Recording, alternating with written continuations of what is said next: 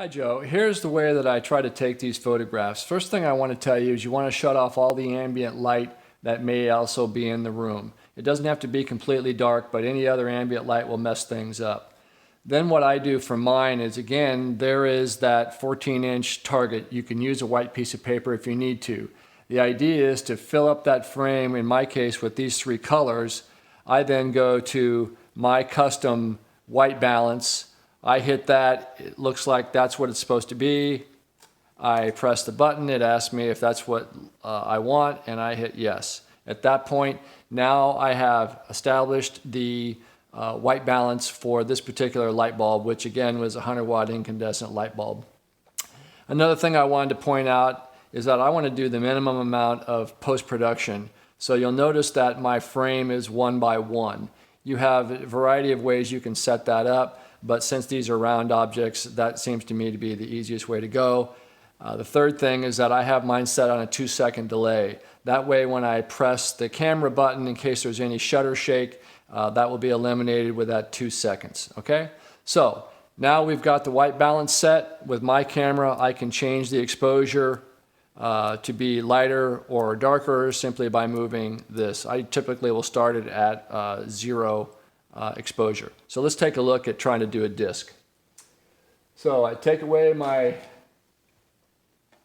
calibrator, and the first thing I'll do is a white disc. Again, here is the prop that I've built specifically for pros. Again, you may have to adjust a little bit of the tilt with that thing. What I'm trying to do now is to move this back, and I'll brighten up the exposure so we can see what this looks like. You may have to adjust your tripod just a little bit. I get that back, and what I'm trying to do is to get it even on both sides and on the top and the bottom the best that I can. The other thing I want to try to do is to make sure that that frisbee or any label is parallel with the ground. Excuse me for a second while I double check. You don't want to get typically too close because you'll start chopping things off, but right now that's pretty well centered. Then what you're going to end up doing is, these are those white foam boards.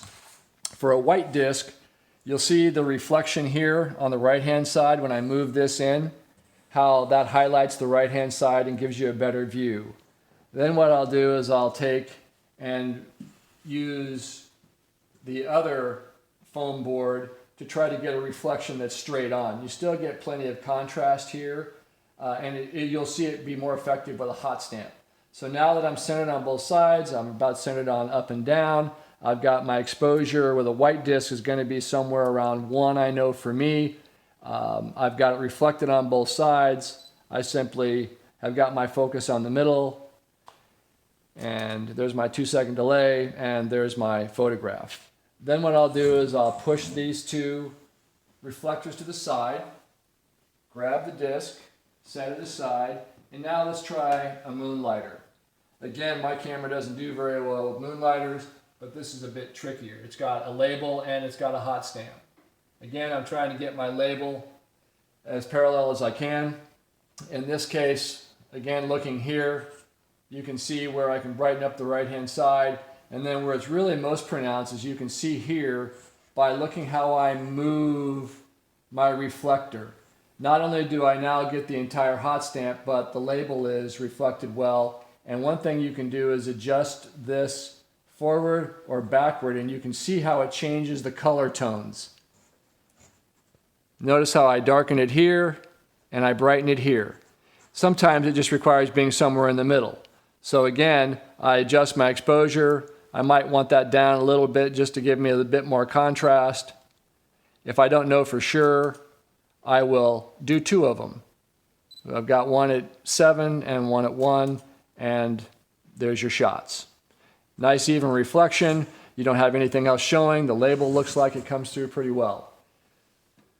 After my moonlighter, let's try something a little bit even more difficult, which is a black disc. Any disc with a reflective surface is going to provide a little bit more challenge. Again, I just set this thing up, and by using my props, you'll notice that most of the time the disc is going to be pretty evenly spaced every single time I do it. It might require a small adjustment. You can see with the old exposure for that moonlighter that that's way off. So what I want to do is to darken this exposure. First thing I'll point out is look on the right-hand side. You'll see that this reflector is no longer needed. In fact, what it does is it is counterproductive. The other thing is, I had mentioned in the setup, is typically whatever surface you want to use, you want it to be black, because you'll see that right here there's a reflection, and that's actually coming from the table. If I had it black, you wouldn't see that. Now here again is the real trick, is I take my white reflector and you can see how I move it, and look what happens. All of a sudden everything becomes very bright and nice. Again, I will adjust my exposure with black discs or other reflective discs.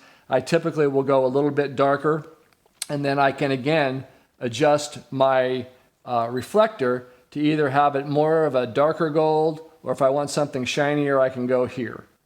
Again, focus, 2-second delay, and voila. Again, now on rare occasion that will happen.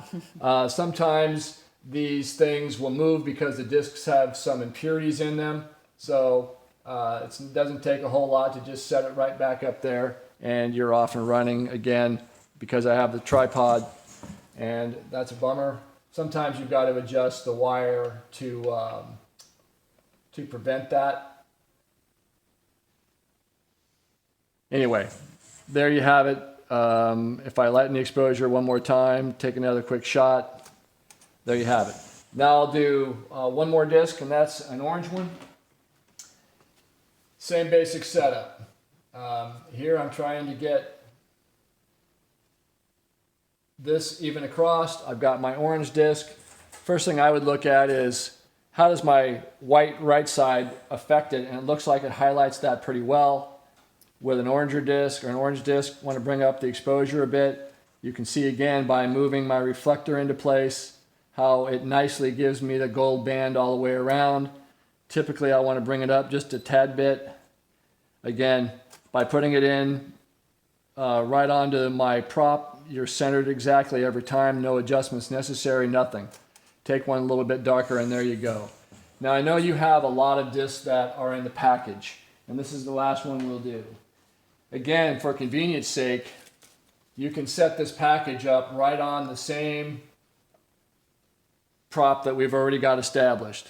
Then what you'll want to do is to back your zoom out, and I tend to lift up my camera maybe an inch or two, and I also change the orientation. So rather than being 1 by 1, in order again not to do much in the way of post-production, I'll go to 3 by 4.